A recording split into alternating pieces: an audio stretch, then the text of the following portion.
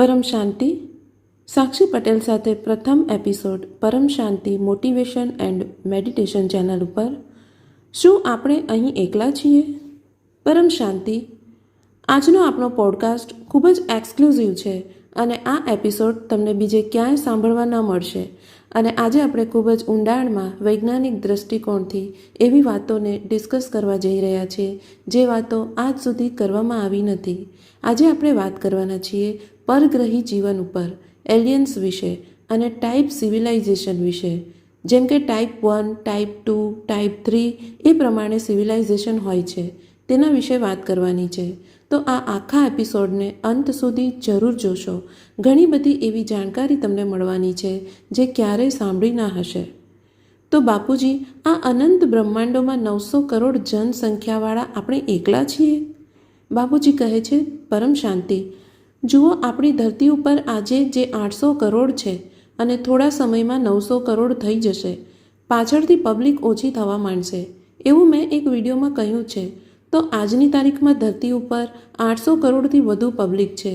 તો મેં ઘણીવાર કહ્યું છે કે આ મૃત્યુલોક છે અને મૃત્યુલોકની અંદર સૂક્ષ્મમાં બધા જ ધર્મ, મઠ, પંથ, સંપ્રદાયની અંદર અસંખ્ય ભૂત, પ્રેત, પિશાચ, ડાકીની એ બધા અગણિત છે. નેગેટિવ અને પોઝિટિવ બધા જ પ્રકારની આત્માઓ છે. પછી તેની ઉપર 14 લોકમાં પણ બહુ પબ્લિક છે.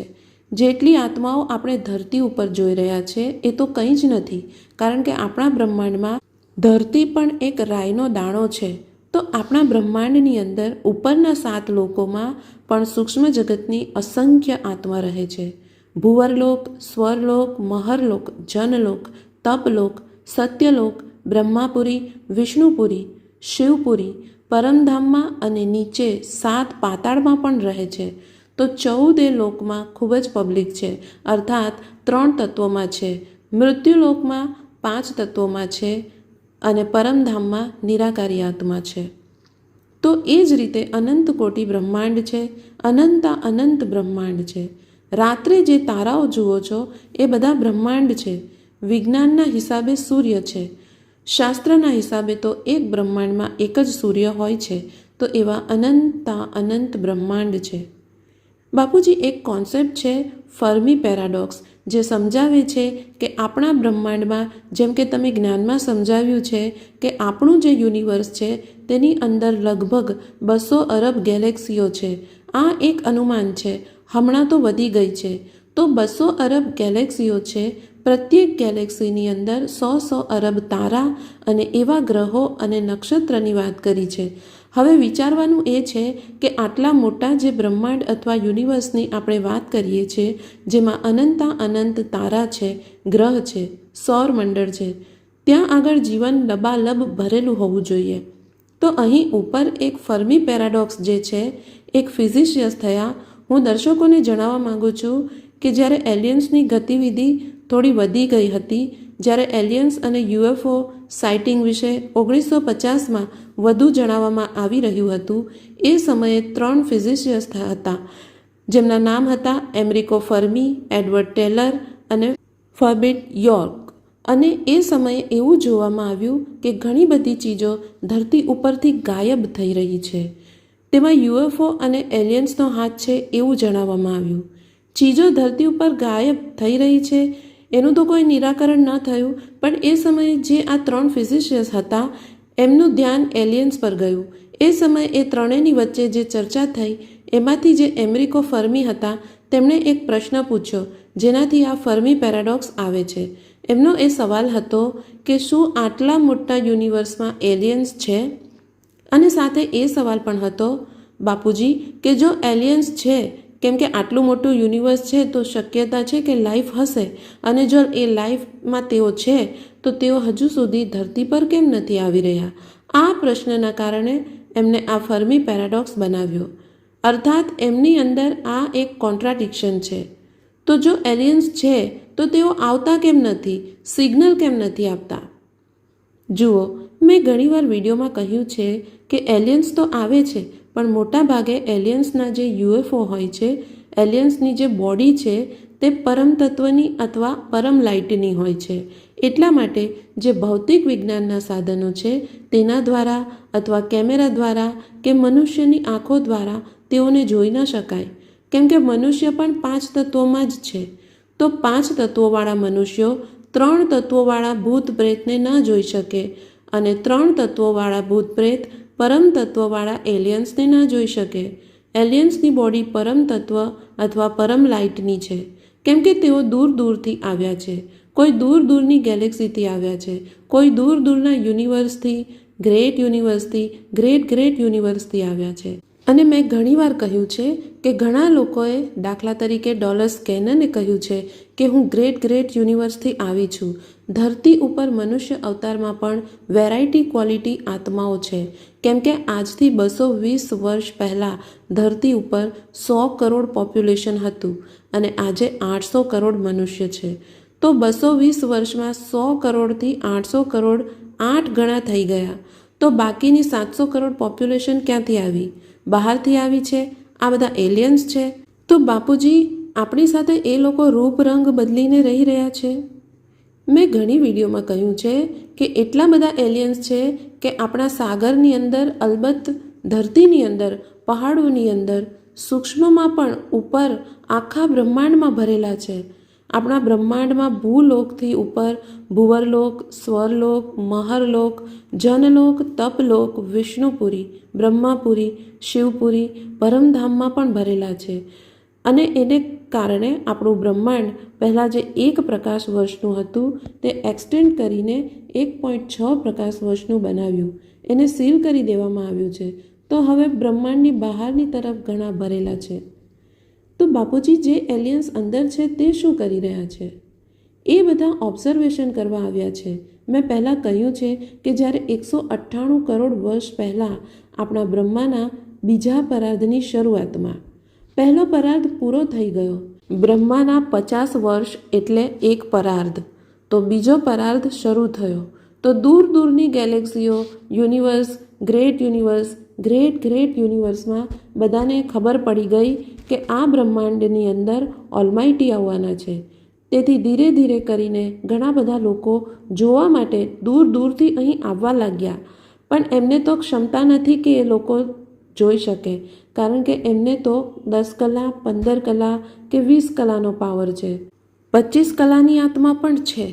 કોઈ ગ્રેટ યુનિવર્સથી આવ્યા છે તો 30 કલાની, અને G3થી આવ્યા છે તો 40 કલાની પાવરવાળી પણ આત્મા છે. બાપુજી, સામાન્ય વ્યક્તિને કલાની સમજણ આપવી હોય તો કઈ રીતે સમજાવાય? જુઓ, કલા એટલે જે રીતે તમે કિલોવોટમાં પાવરની ગણતરી કરો છો તેમ કલા એ આત્માનો પાવર છે. જેમ કે કૃષ્ણની આત્મા 16 કલાના પાવરની હતી. રામની આત્મામાં 14 કલાનો પાવર હતો. તો રામ અને કૃષ્ણની આત્મામાં આટલો પાવર હતો. તે જ પ્રમાણે અલગ અલગ કેટેગરીની જે આત્માઓ છે તેમાં કોઈનામાં 8 કલા, કોઈનામાં 10 કલા, એમ પાવરફુલ આત્માઓ અહીં ધરતી ઉપર છે. બાપુજી, તો જેમ તમે કહ્યું કે ધરતી ઉપર ગોળા છે, તો જે એલિયન્સ આત્માઓ ઉપર છે તે આપણે જોઈ રહ્યા છે. એલિયન્સ આખી ધરતીને જોઈ રહ્યા છે, કેમ કે એમની પાસે તો દિવ્ય દ્રષ્ટિ હોય છે. એમનું સ્વરૂપ જ દિવ્ય સ્વરૂપ છે. પરમ લાઇટનું સ્વરૂપ એટલે દિવ્ય સ્વરૂપ. પરમ તત્વનું એટલે કે દિવ્ય સ્વરૂપ છે. તેથી ધરતી પર શું થઈ રહ્યું છે, શું નથી થઈ રહ્યું, તે બધું તેઓ ઓબ્ઝર્વ કરી રહ્યા છે. અમુક લોકો ઓબ્ઝર્વેશન માટે આવ્યા છે, કોઈક હરવા ફરવા પણ આવ્યા છે. આના ઉપર આપણી જર્ની ઓફ સોલવાળી વિડીયો છે. ઘણી બધી આત્માઓ આખા મલ્ટીવર્સમાં હરતી ફરતી રહે છે. તેમાં પછી કોઈ આત્માઓ મનુષ્ય રૂપમાં પણ આવે છે અને પછી ફસાઈ જાય છે. તો તે આત્માઓ પણ પછી અસુર બની જાય છે. કર્મબંધન અને માયાજાળમાં ફસાઈ જાય છે. તો આત્મા ઉપર આવરણ લાગી જાય છે. તો પાતાળ લોકમાં પણ આવી જ મોટી મોટી આત્માઓ ચાલી જાય છે, અસુર બની જાય છે. તો દેવતાઓમાં પણ 3 તત્વોમાં આવે છે તો ફસાઈ જાય છે. આત્મા ઉપર 3 તત્વોનું, 5 તત્વોના આવરણ લાગી જાય છે. પછી ભારેપણું આવી જાય છે. બાપુજી, તો દેવતાઓને પણ એલિયન કહીશું? હા, દેવતાઓને પણ એલિયન જ કહીશું, કેમ કે આપણા દેવતાઓ પણ બીજા ગ્રહથી આવ્યા છે. જેમ કે શુક્રાચાર્ય શુક્ર ગ્રહથી, બૃહસ્પતિ, સૂર્યદેવ સૂર્ય ગ્રહથી આવ્યા છે. તો આ એલિયન જ છે. ધરતી ઉપર જે બીજા ગ્રહથી, બીજી સોલર સિસ્ટમમાંથી, મહાબ્રહ્માંડમાંથી જે આવે છે તે એલિયન કહેવાય છે. તો દરેક જગ્યાએ જીવન છે, તો અનંત કોટી બ્રહ્માંડ છે. અનંત કોટી બ્રહ્માંડોમાં જીવન છે. એવું નથી કે આમ જ બનાવી દીધું છે. કોઈ ખાલી ઘર બનાવે છે? તો રાત્રે જે સિતારા દેખાય છે તે બધા બ્રહ્માંડ છે. શાસ્ત્રોમાં લખ્યું છે કે અનંત કોટી બ્રહ્માંડ અર્થાત અનંત કરોડો બ્રહ્માંડ અને કોટી અર્થાત પ્રકાર, તો અનંત પ્રકારના અનંત કરોડો બ્રહ્માંડ. તો જેમ એક સોલર સિસ્ટમ એક બ્રહ્માંડ છે, તો એ પ્રમાણે જે મહાબ્રહ્માંડ એટલે કે ગેલેક્સી અથવા આકાશગંગાઓમાં જેમ આપણે કહ્યું કે આપણી આકાશગંગા જેમાં 800 અરબ સિતારા છે, તો 800 અરબ બ્રહ્માંડ છે.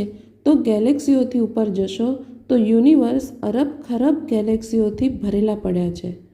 બધામાં જે બનાવ્યું છે તે બધું છે જ. સૂક્ષ્મ જગત છે, પરમધામ પણ છે. સાયન્સ પોતે કહે છે કે 5% મેટર છે, ડાર્ક મેટર 27% છે અને જે ડાર્ક એનર્જી છે તે 68% છે. આવું સાયન્સવાળાઓ કહે છે. કેમ કે મેટર એટલે સ્થૂળ તત્વો જે દેખાય છે, જે કેમેરામાં આવે છે. સૂર્ય દેખાય છે તો એ મેટર છે, કેમેરા મેટરથી બન્યા છે. ભૌતિક વિજ્ઞાન એટલે 5 તત્વોના કેમેરા છે. તેમાં જેટલી પણ ભૌતિક ચીજ છે એટલે કે મેટર છે તે દેખાશે. બ્લેક મેટર હોય તો ન દેખાશે. બાપુજી, આપણે માનવ સભ્યતાની વાત કરીએ તો એવું અનુમાન લગાડવામાં આવે છે કે જ્યારે આ માનવ સભ્યતા આવી હશે તે પહેલાં એલિયનની સિવિલાઇઝેશન શરૂ થઈ ચૂકી હતી. અને એવું પણ જણાવવામાં આવે છે કે તે સમયે જ્યારે માનવ સભ્યતા આવી તે પહેલાં તેઓ અહીં રહેતા હતા અને તેમણે અમુક સિગ્નલ્સ પણ મોકલ્યા હતા. એ સમયે જ્યારે આ ધરતી બની હશે, માનવ આવ્યો હશે, પરંતુ એ સમયે માનવ સભ્યતાનો એટલો વિકાસ ન થયો હતો કે તે એમના સિગ્નલ્સને સમજી શકે. જેમ કે આજે પણ આપણે જોઈ રહ્યા છે કે તેમના સિગ્નલ્સને નથી પકડી શકતા. તો આમાં સત્ય કેટલું છે? શું તેઓ આપણા પહેલાંથી જ અસ્તિત્વમાં હતા? જુઓ, તેઓ સિગ્નલ મોકલે તો પણ આપણા ભૌતિક વિજ્ઞાનના સાધનો છે અને એમના આધ્યાત્મિક વિજ્ઞાનના સાધનો છે. એમનું આધ્યાત્મિક વિજ્ઞાન છે અને આપણું ભૌતિક વિજ્ઞાન છે. તો આ બેની વચ્ચે મેળ જ નથી ખાતો. તો ગમે તેટલા સિગ્નલ મોકલે, કઈ રીતે પકડી શકાય? પણ તેઓ આપણનાની પણ પહેલાં અસ્તિત્વમાં હતા. તો ક્યારથી આ એલિયન સિવિલાઇઝેશન ચાલતી હશે? જ્યારથી આ બ્રહ્માંડની શરૂઆત થઈ, બ્રહ્માંડનો પહેલો પરાર્ધની શરૂઆત થઈ. આપણા બ્રહ્માંડનું આયુષ્ય બ્રહ્માના 100 વર્ષ છે. એમાં 50 વર્ષનો પહેલો પરાર્ધ અને 50 વર્ષનો બીજો પરાર્ધ. તો પહેલા પરાર્ધમાં જે આ ધરતી બની તેના ઉપર આપણો એક આખો વિડીયો બન્યો છે. ધરતી ક્યારે બની, કઈ રીતે બની, તો ત્યારથી આ ધરતી બની, મનુષ્ય બન્યા, 14 લોક બન્યા. માનવ સૃષ્ટિ જ્યારે બને છે, ધરતી જ્યારે બને છે, કોઈ પણ બ્રહ્માંડમાં, અનંત કોટી બ્રહ્માંડોમાં જ્યારે મનુષ્ય સૃષ્ટિ બને છે ત્યારે બીજા બ્રહ્માંડોથી લોકો આવતા જતા રહે છે. કોઈ બ્રહ્માંડ જોવા માટે દિવ્ય વિમાનોમાં બીજી ગેલેક્સીઓથી, યુનિવર્સથી, ગ્રેટ યુનિવર્સથી હરવા ફરવા માટે આવે છે. જેમ આપણે એક દેશથી બીજા દેશમાં ફરવા જઈએ છીએ એ પ્રમાણે મલ્ટીવર્સવાળા પણ હરતા ફરતા રહે છે. ગ્રેટ મલ્ટીવર્સવાળા પણ હરતા ફરતા રહે છે. એક મલ્ટીવર્સથી બીજા મલ્ટીવર્સમાં જતા હોય છે. ફરવા હરવાવાળી આત્માઓ એલિયન્સ એટલે કે આત્માઓ સમજી લો, જે દૂર દૂરથી આવી રહી છે પોતાના વિમાન અને યુએફઓ લઈને. તેમને સાયન્સવાળાઓ એલિયન્સ કહે છે. બાકી આપણે તો એમને આત્માઓ કહીશું. સારી આત્માઓ, પાવરફુલ આત્માઓ. બાપુજી, પહેલાં તો પાવરફુલ દુનિયા હતી, તો પાવરફુલ આત્માઓ પહેલાંથી જ હતી. બ્રહ્માંડમાં બ્રહ્માની જે રચના હોય છે તે હંમેશા કમજોર હોય છે. બ્રહ્માંડ તો ખૂબ નાનું છે. બ્રહ્માંડમાં તો 1 થી 4 કલા હોય છે. મહાબ્રહ્માંડમાં 8 થી 12 કલા હોય છે. યુનિવર્સમાં 16 થી 20 કલા હોય છે. ગ્રેટ યુનિવર્સમાં 20 થી 25 કલા. ગ્રેટ ગ્રેટ યુનિવર્સ 30 થી 35 કલા. અને એમ ઉપર જતા જાઓ તો મલ્ટીવર્સમાં મોટા મોટા બ્રહ્માંડ છે. તો આપણા બ્રહ્માંડમાં સ્થૂલ વતન એટલે કે મૃત્યુલોક પણ હોય છે. ઉપરમાં આવું મૃત્યુલોક જેવું કશું જ નથી. આવું બ્રહ્માંડોમાં જ હોય છે. ગેલેક્સીઓમાં બ્રહ્માંડ છે. ગેલેક્સી એટલે મહાબ્રહ્માંડ. એટલે આકાશગંગા, તેમાં બ્રહ્માંડ હોય છે. તો જેટલા પણ અનંત બ્રહ્માંડ છે તે બધામાં સ્થૂળ વતન એટલે કે મૃત્યુલોક છે. તો બ્રહ્માંડમાં 3 પ્રકાર છે. સ્થૂળ વતન એટલે કે મૃત્યુલોક, એની ઉપર સૂક્ષ્મ વતન જ્યાં દેવી દેવતાઓ રહે છે, 7 લોક છે જ્યાં સૂક્ષ્મ શરીરધારી એટલે કે 3 તત્વોની દુનિયા છે, અને એની ઉપર પરમધામ છે, નિરાકારી દુનિયા, નિરાકારી આત્માઓની દુનિયા. તો દરેક બ્રહ્માંડમાં આમ 3 લોક હોય છે: સ્થૂળ દુનિયા, મૃત્યુલોક, સૂક્ષ્મ દુનિયા, દેવલોક, અને એની ઉપર નિરાકારી દુનિયા. અને નીચે 7 પાતાળ લોકમાં અસુર લોકો રહે છે.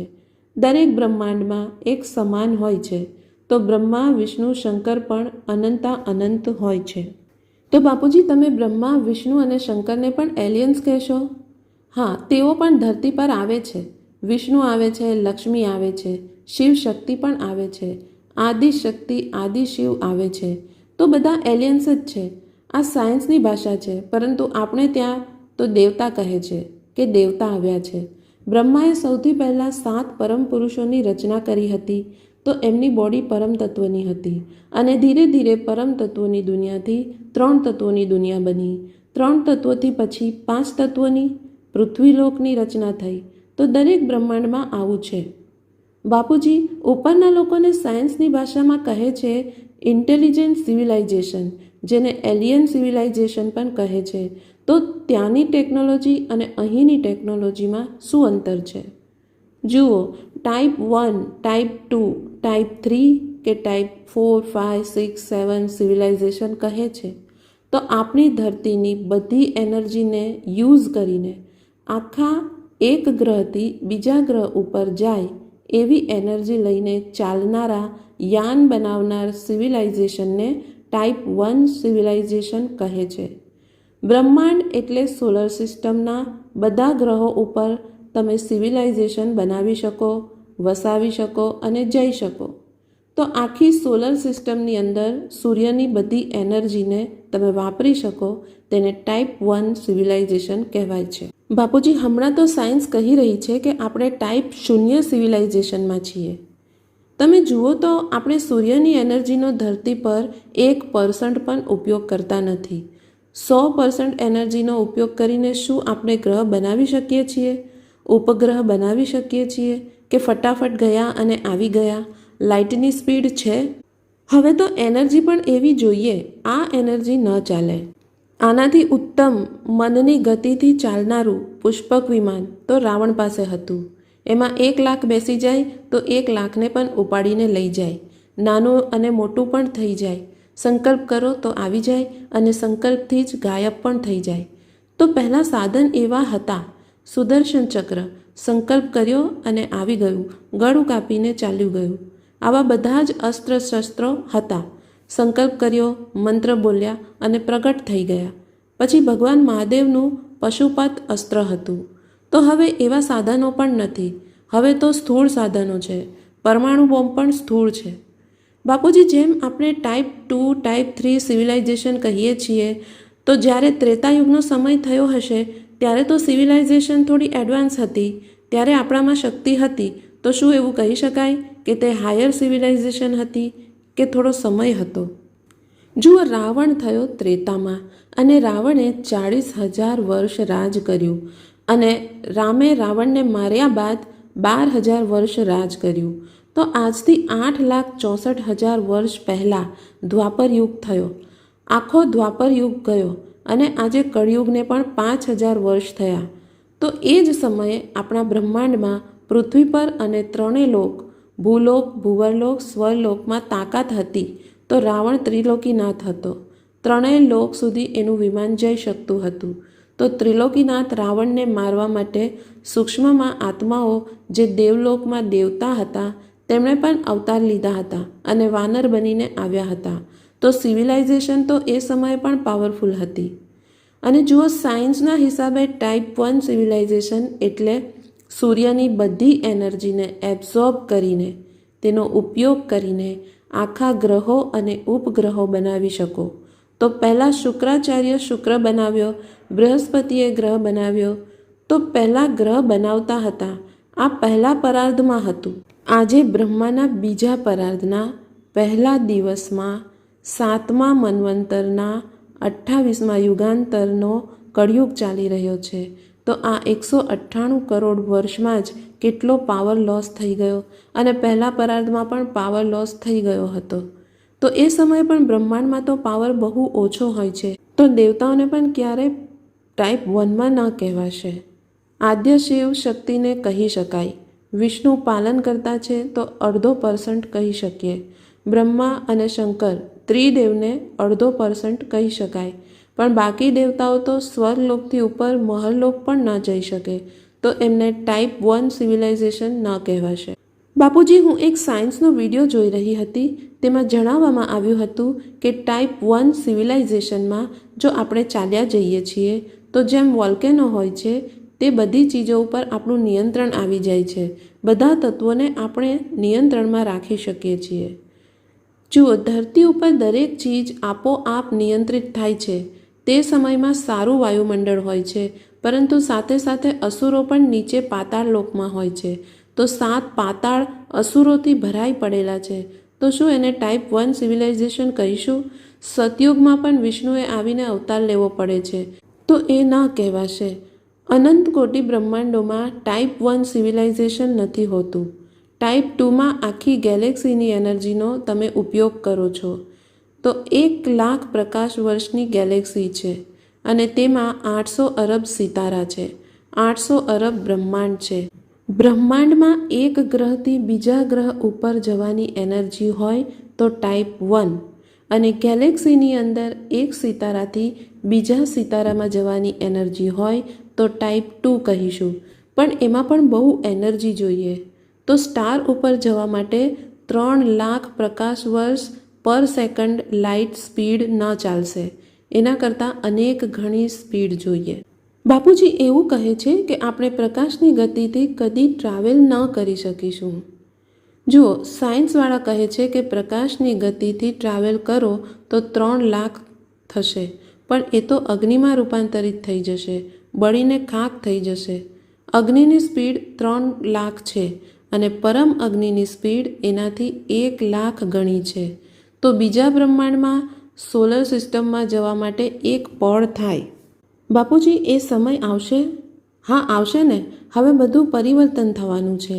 આખું મલ્ટીવર્સ બદલાઈ જવાનું છે. હવે આત્માઓ પાસે 100 કલાનો પાવર આવી જશે તો આખું મલ્ટીવર્સ બદલીને બીજા મલ્ટીવર્સમાં એક પળમાં જતા રહેશે. 100 કલાનો પાવર ખૂબ હોય છે. આપણું બ્રહ્માંડ તો 1 કલાનું છે. આપણું મહાબ્રહ્માંડ 10 કલાનું છે. આપણું યુનિવર્સ 16 કલાનું છે. મલ્ટીવર્સ 100 કલાનું છે. તો અહીં મોટી મોટી બેહદની કલાવાળી આત્માઓ બેઠી છે. જ્યારે તે આત્મ સ્વરૂપ બનશે, એમની આત્માની બેહદની કલાની શક્તિ જાગૃત થશે તો બેહદની કલાના બ્રહ્માંડમાં એક પળમાં ચાલ્યા જશે. એટલી તાકાત હોય છે. તો એમાં પરમ અગ્નિ પણ નહીં, પરમ લાઇટની સ્પીડ ખરબો ગણી મલ્ટીપ્લાય થઈ જાય છે. 3 લાખને ખરબો ગણી મલ્ટીપ્લાય કરો એટલી વધુ સ્પીડ થઈ જાય છે. એના પર આપણો એક વિડીયો છે, લાઈફ ઇન એન્ડ્રોમેડા. એન્ડ્રોમેડા જવું છે તો એક પળમાં ત્યાં પહોંચી જશે. વોર્મ હોલ પણ છે. હું આ વિડીયો જોનારા સૌને કહેવા માગું છું કે તમે અમારી મેઇન ચેનલ બાપુજી દશરથભાઈ પટેલ સર્ચ કરશો તો ત્યાં 4000થી પણ વધુ વિડીયો છે અને દરેક વિડીયોમાં અલગ અલગ વિષય ઉપર બાપુજીએ જ્ઞાન આપ્યું છે. પરગ્રહીઓ ઉપર અને બીજા ઘણા બધા સારા સારા વિષયો ઉપર બાપુજીએ વાત કરી છે. જર્ની ઓફ સોલ અને ખૂબ જ વેરાયટી ટાઈપ ઓફ વિષય ઉપર ઘણી બધી વિડીયો તમને મળશે, તો તમે જરૂરથી જુઓ. તો બાપુજી એવું કહેવામાં આવી રહ્યું છે કે થોડા સમયમાં મનુષ્ય પૃથ્વી છોડવી પડશે. હા, આ ધરતી ચાલવાની નથી, કેમ કે વાયુમંડળ એટલું ખરાબ થઈ ગયું છે કે 5 તત્વ અસંતુલિત થઈ ગયા છે.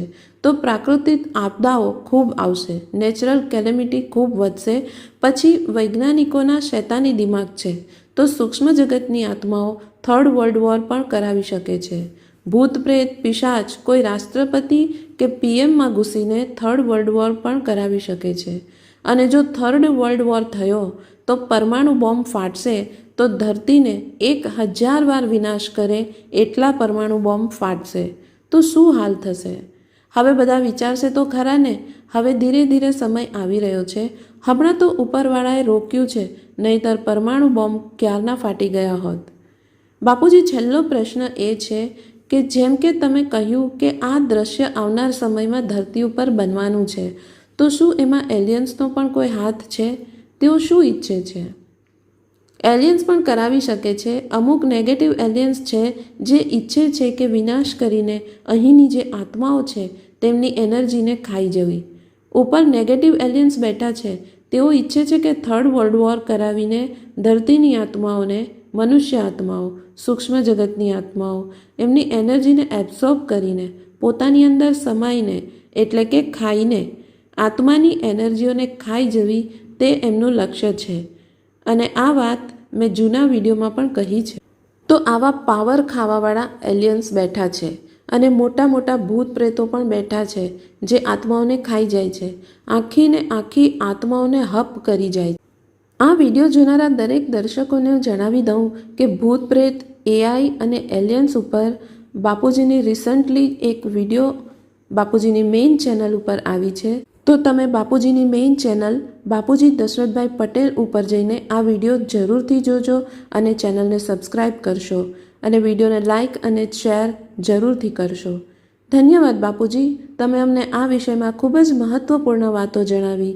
વિડીયો જોનાર બધા દર્શકોનો ધન્યવાદ. પરમ શાંતિ.